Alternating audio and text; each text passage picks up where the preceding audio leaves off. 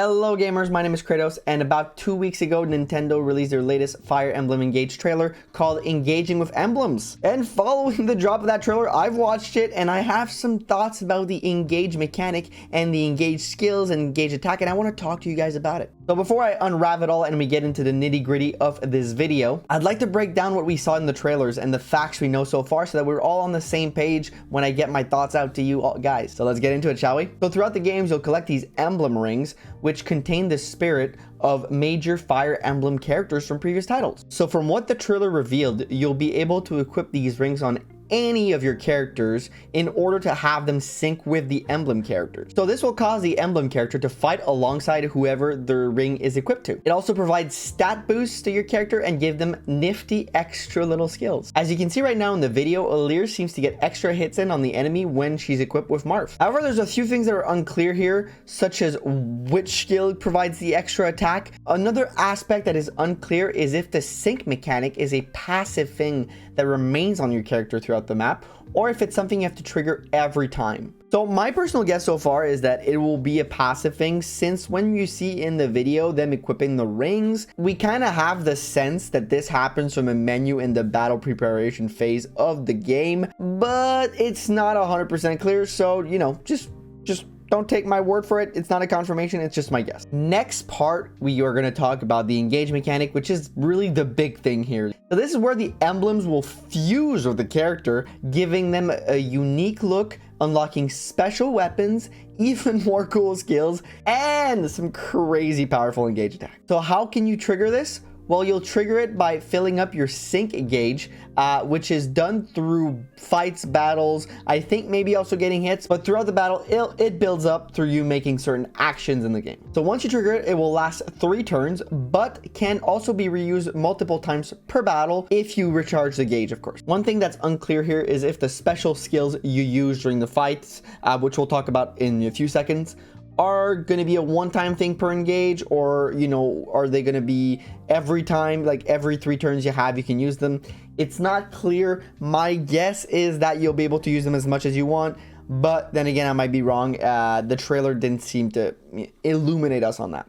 All right, so let's run down the Engage attack and skills we've seen in the trailer. So the first one we'll talk about is Marth, who's also the one we see the least of, surprisingly. So we see Marth engaging with Aleer and using the Lodestar Rush ability. This ability allows him to deliver a series of strike totaling up to 9, but from what I read online, it's up to 7 if Marth is not engaged with a Divine Dragon type character or Dragon type character. It wasn't clear, but you know, 7 or 9. I think it's 9 with these dragon characters and 7 without. We also get the description for his other skill called Divine Speed, which says it gives an extra attack at 50% damage. There's still some unclearness to where that fits. Is it during the Engage attack? Is it during the Lodestar Rush? Is it on other attacks? All right, now let's get into the ones we get a lot more information about. Starting with Sigurd. Sigurd's skill is the Gallop skill, which in the trailer right now you can see allows Alfred to go up all the way to 13 squares of movement, which is absolutely insane. We also see his Engage attack Overdrive, where the unit will be able to run through a line of foes, causing damage.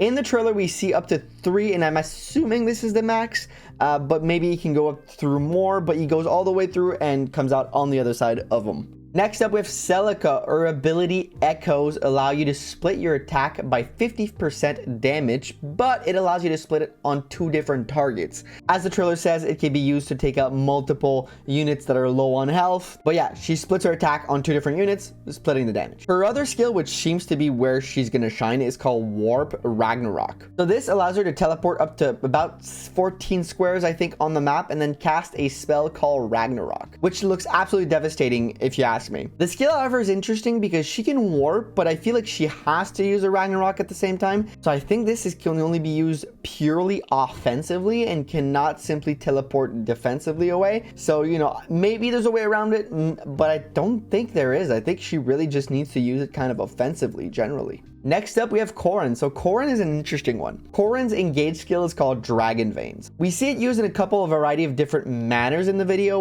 Once putting up a wall of ice, creating HP recovery tiles and such. Of course, the skill is inspired from, you know, the dragon veins in Awakening, but it's unclear how the types of veins are decided. I personally think it may have something to do with either the terrain or which character Corrin is synced with. I'm leaning towards the latter one. Her other skill is called Torrential Roar, which damages enemy in a line, much like Overdrive, but without going through. It also leaves a water-based effect under the targets, which causes them to have minus 30 avoid. You know, I'm not gonna lie, guys, I think I'm gonna like Corrin a lot.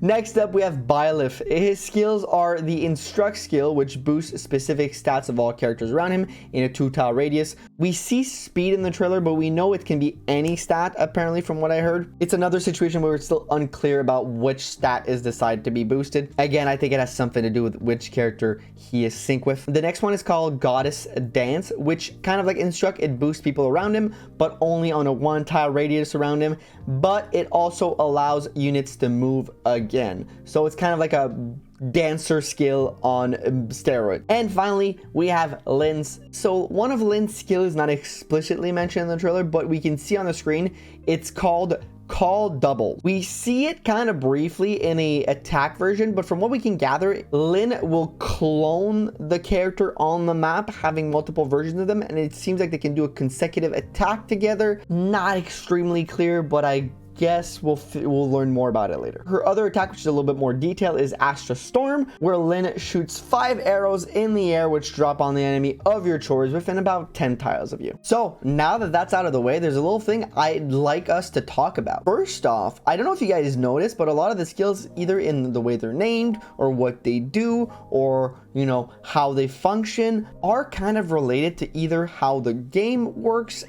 from that hero's game, from that lord's game, or just an iconic feature of that game. Let's look at an example here. So Lynn in Fire Emblem 7 in Blazing Sword, when she does become a Blade Lord, her crit animation is one of the most iconic one, where it seems like there's a million of her coming out of nowhere. And as we can see, the Call Doubles ability is kind of related to that. On the same note, Byleth's Instruct, well, it calls back to him being a teacher at the school in 3 houses and instructing and boosting people's stats. Corrin uses dragon veins, which are the huge part of Awakening in the terms of gameplay. And also Torrential Roar, I heard, is a callback to how he is finisher in Super Smash Bros. Ultimate. Next up, Celica in Echoes. Well, Ragnarok is one of the, I think it's the first time the Ragnarok spell was introduced. It was in Gaiden, and it was one of the most powerful spell then. And Warp is a mechanic that's super huge in that game. It's the witches that's first introduced in Gaiden, where we see Celica. Sigurd with Gallop calls back in a way to the huge maps of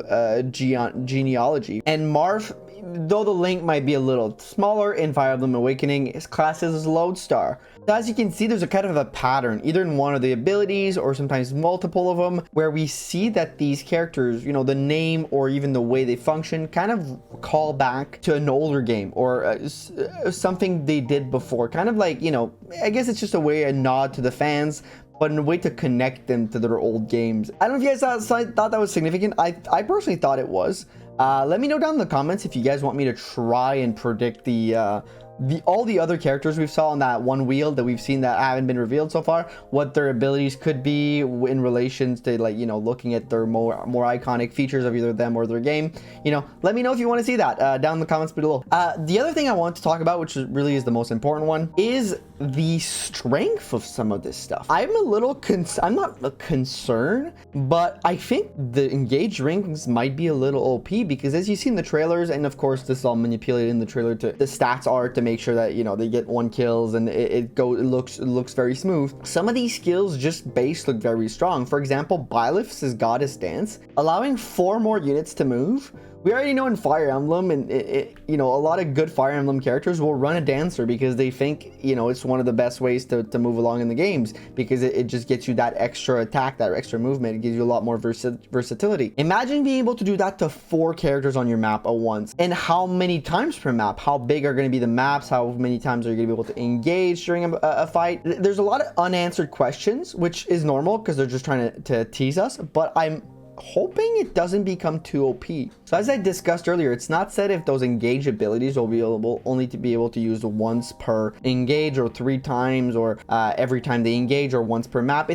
All of that's still up in the air. I think there may be a restriction because when you look at them, even just Mars Lodestar Rush, just 9 hits on an enemy, that's like an insta-kill. Like if you can't attack back, that's like almost an insta-kill on anybody if your character's slightly leveled up. Skills like Gallop, like Astra Storm, which have insane movement, and even Warp Ragnarok just allow you to move around the map freely. It makes me think that maybe the maps are going to be a little bit bigger, but how do you balance those in Fire Emblem? Are they going to make the enemies stronger than before, add more enemies to the map? It's hard to know because, you know, we all know that Fire Emblem games are known, well, maybe not in recent years, but usually like in the past, they were known for a certain difficulty level, which we know in recent years, the more recent games are a little easier, but some of them are still known to be extremely challenging in certain modes, in certain way, if you put yourself in restrictions. I wonder how strong these are going to be. We don't know the exact stat of what everything does yet, so you know we're only seeing speculations off trailer where values are manipulated, which may, I don't want to cause uproar and cause for concern, but I think it's valid to discuss this idea of, are these games going to become a lot easier because of those skills? Because I love the engage mechanic. I think it's really cool to have these extra skills. I think seeing these old characters in the new game and being able to engage with them, no pun intended, but on a more like one-to-one basis, and just kind of connect more Fire Emblem games together a little bit. I think those are all really cool concepts, but I'm just I don't know if these abilities are going to be like just easy to abuse, because let's say you can bring 12 rings, because I don't know, is there going to be also a amount of emblems that you're going to be able to bring per map? Is it going to be like your units where it's like, okay, you can have 12 units but only like 3 rings, or like is it going to be like, no, you have 12 units, you can have all 12 rings, you know, if you have them unlocked, of course. Because, you know, I feel like the later maps in the game aren't going to be really hard if you can have like 12 units constantly like having one engage, being able to like just run down damage halfway across the map. You know, it feels like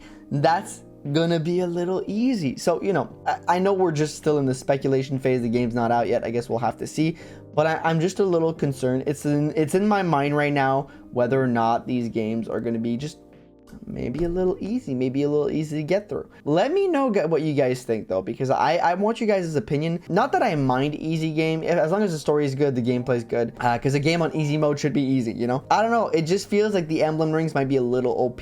Of course, we don't know the stats of any of this stuff, but you know how long it takes to charge. There's a lot of factors here as we don't know, but from what we've seen in the trailer and what they told us about these abilities, I feel like you're just gonna decimate maps using these. And I get they're supposed to be strong because, you know, it's like this whole fusion, it's this like, you know, little special like ultimate ability, but I don't know, I'm concerned. I just don't know. Maybe I'm the one going too crazy here, but you know, you guys let me know what you think down in the comments below.